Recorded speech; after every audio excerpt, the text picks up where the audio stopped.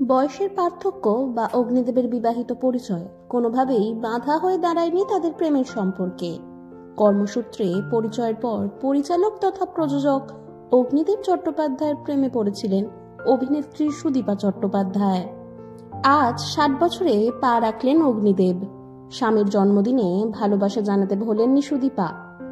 বিশেষ দিনে অগ্নিদেবের উদ্দেশ্যে তার ভালোবাসার বার্তা।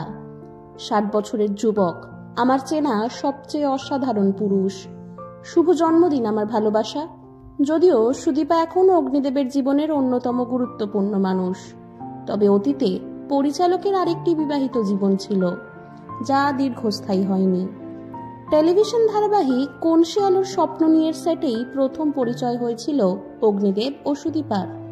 সেই সময় বিবাহিত ছিলেন অগ্নিদেব, তবুও প্রেমে পড়েন সুদীপা। 2009 সাল থেকেই দুজনে লিভ ইন সম্পর্কে থাকতেন। এরপর 2017 সালের জানুয়ারিতে তারা আইনি বিয়ে সারেন। তবে তার আগেই 2010 সালে সামাজিকভাবে বিয়ের অনুষ্ঠান করেছিলেন তারা। আইনি বিয়ের ঠিক 1 বছরের মধ্যেই পুত্র সন্তানের মা হন সুদীপা। তাদের একমাত্র সন্তান আদিদেব। বর্তমানে 2 ছেলে আদি ও আকাশকে নিয়ে সুখে সংসার করছেন সুদীপা।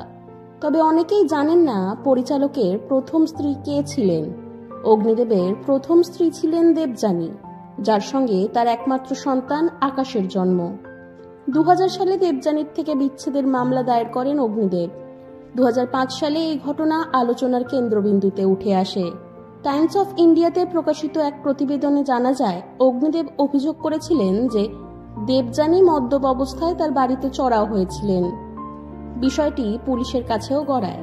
পরিচালকের দাবি ছিল, রাগের মাথায় দেবযানী অত্যন্ত হিংস্র হয়ে ওঠেন। 1 কোটি টাকা খোরপোশ দাবি করেন, যা তার পক্ষে দেওয়া সম্ভব ছিল না।